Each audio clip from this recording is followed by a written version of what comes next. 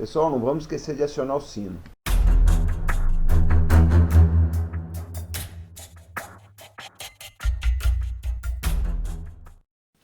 Olá, combatentes do canal Arte da Guerra. No vídeo de hoje, nós vamos fazer a segunda análise do ataque americano contra as instalações químicas de Bashar Assad na Síria, com destaque para as consequências políticas do mesmo. Acompanhe conosco.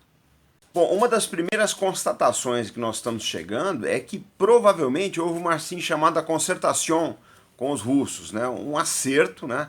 No sentido deles retirarem as suas tropas, as suas vulnerabilidades, afastaram os navios da costa, não houve movimentação aérea no dia, então provavelmente houve algum acerto aí de maneira que nem houvesse interferência dos russos e nem um ataque inadvertido da coalizão contra as posições deles. Isso está ficando bastante claro aí. Em que nível, nós não sabemos, mas alguma coisa nesse sentido pode ter acontecido.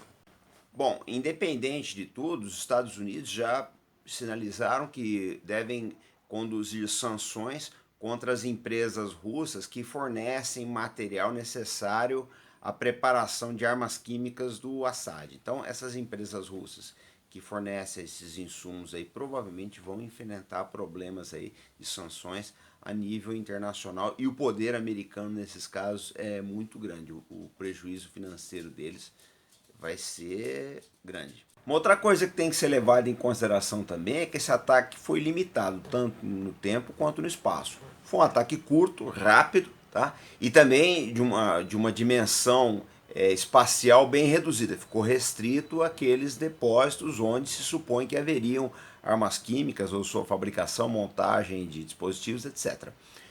Agora, os Estados Unidos, Inglaterra e França teriam condições de fazer um ataque numa amplitude, numa intensidade muito maior. Eles têm meios para isso, eles têm aeronaves, têm mísseis, bombas, navios, etc. Mas não fizeram.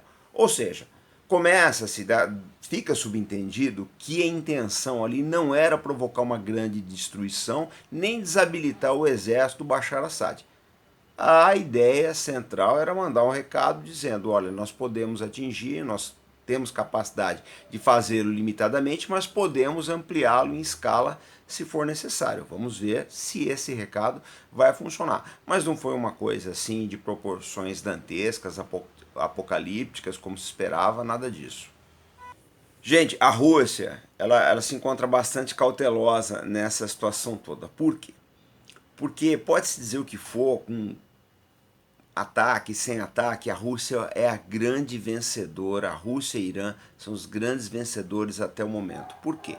Porque o governo do Putin já conseguiu o que ele queria, que era manter o Assad no poder, e o Assad, por sua vez, né, o Bashar Assad, vai proteger os interesses da Rússia na Síria. Então a Rússia já ganhou. Eles não têm interesse, ao que tudo indica, de fazer nenhuma marola ali, de agitar nada e vir a perder o que eles já ganharam. Se o conflito escalar, né, uma situação que os Estados Unidos ou seus aliados apoiem intensamente a oposição ao Assad, vai ficar muito ruim para os russos.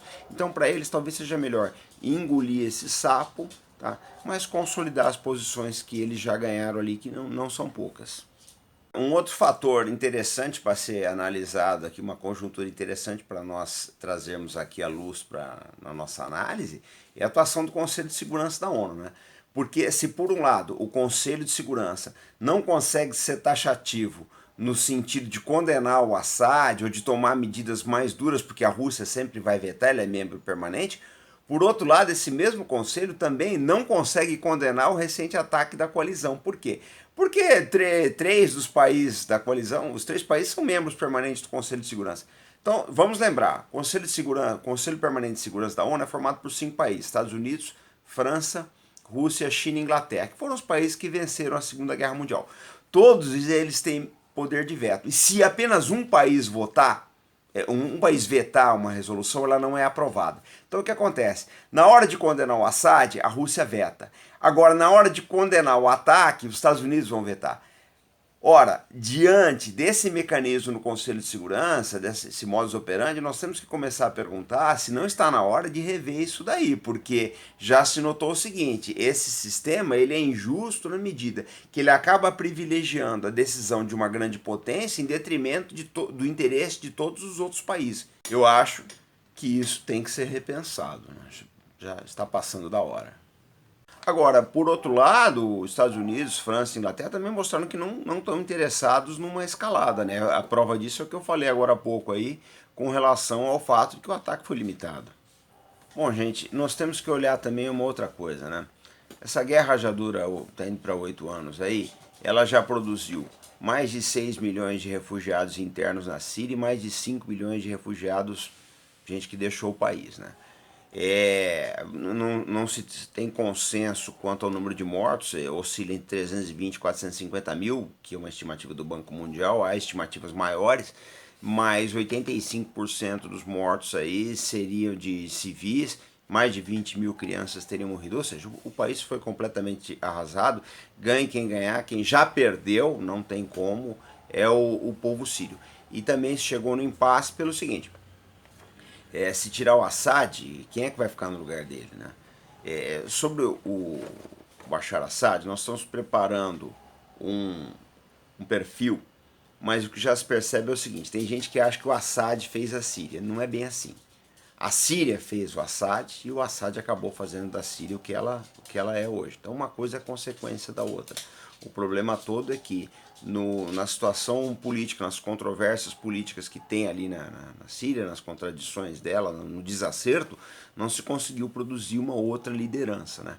E se for buscar uma liderança de dentro do regime, todos eles têm as mãos sujas de sangue. Se o Assad for substituído por um general, provavelmente alguém também que precisou usar de muita violência no conflito, que é a tônica comum ali. Bom, um ator muito importante nessa questão, mas que quase não tem sido trazido à luz dos acontecimentos, é a China. Por que a China é importante nessa questão? Primeiro, porque ela tem diversos interesses na Síria, né? Interesses comerciais, de projetos, etc. Segundo também, porque ela é uma fornecedora de itens militares para a Síria, inclusive treinamento. Terceiro, porque os chineses descobriram alguns extremistas no Turquestão chinês que teriam sido treinados em campos terroristas na Síria. Então, eles têm um interesse, estão afinados com o Bashar Assad, no sentido de exterminar esses extremistas aí que vão trazer problemas para Pequim. E um quarto fator a ser levado em consideração, que a China é um partner político importante para qualquer país, e o apoio, ainda que meramente moral dela para russos e sírios é importante. A China, vamos lembrar, é membro permanente do Conselho de Segurança da ONU, né? Então, o peso chinês, com o passar do tempo na questão síria, ele deve aumentar, está se tornando cada vez mais relevante. Bom, pessoal, como vocês puderam observar, no vídeo de hoje nós nos limitamos a fazer uma análise política dessas consequências. Nós vamos fazer mais um vídeo, em breve, sobre as análises militares desse ataque. Nós estamos esperando primeiro os acontecimentos sedimentarem um pouco para ter a poeira baixar, para ter uma visão mais clara, tá, das consequências militares desse conflito. Mas nós devemos estar voltando, tá? Talvez hoje, talvez amanhã, ou durante essa semana aí, mas nós vamos voltar com mais análises desse conflito aí, porque realmente a situação evolui todo dia, então você tem que estar constantemente se atualizando e atualizando o nosso assinante. Então eu quero aproveitar o vídeo de hoje, que é dia 14 de abril, para mandar um abraço para toda a população de Catanduva, interior de São Paulo, que é minha cidade natal, que está completando 100 anos hoje. Então aquele abraço a esse povo maravilhoso aí, tá? Com quem eu cresci, onde eu fui criado aí. A gente tem um carinho muito grande para vocês, dizer que já estaremos visitando a cidade. E é isso, pessoal, esse foi o nosso vídeo hoje aí. Vamos torcer sempre, tá? Para a paz na Síria vir, para esse povo parar de sofrer. Eu conheço muitos refugiados sírios aqui em São Paulo e é realmente muito triste a situação de todas essas pessoas. Tá? E vamos, como sempre, acreditar no Brasil, fé nesse país maravilhoso, nesse país que com todos os seus problemas ainda consegue manter a sua paz. Graças a Deus nós não resolvemos as coisas de maneira conflituosa. Tem gente que fala, no Brasil morrem 60 mil pessoas vítimas da violência por ano, né? E Então em 10 anos nós temos uma Síria. Tudo bem. Na Síria morreram umas 600 mil pessoas, na guerra 500 mil, 600 mil, não sei. Só que vamos lembrar uma coisa, gente. A Síria é 1/10 da nossa população. Nós temos 220 milhões de habitantes, eles têm 23. Então não dá para comparar. Quem vem dizer isso daí, se a gente tivesse um conflito no Brasil com as proporções do conflito da Síria, seriam 6 milhões de mortos. Né? Então não dá, honestamente não dá para comparar um país com o outro. Isso aqui, com todos os problemas, é um país de paz ainda, e eu acho que a gente tem um futuro brilhante pela frente se nós trabalharmos por isso. É por isso que eu venho aqui todos os dias praticamente, nós fazemos os nossos vídeos, porque nós acreditamos que essa é a contribuição que nós podemos dar à sociedade brasileira. Então esse foi o nosso vídeo hoje. Fé no Brasil, pessoal, até o próximo.